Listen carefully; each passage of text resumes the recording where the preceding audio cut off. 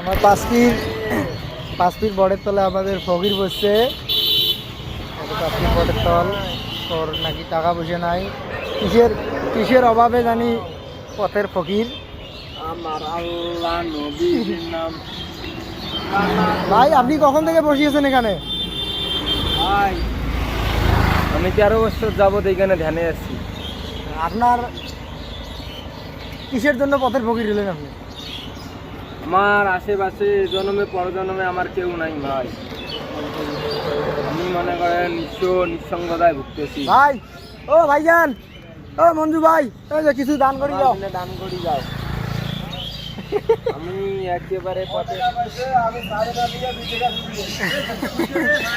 দান করি যাও কিছু। আমার কেউ নাই।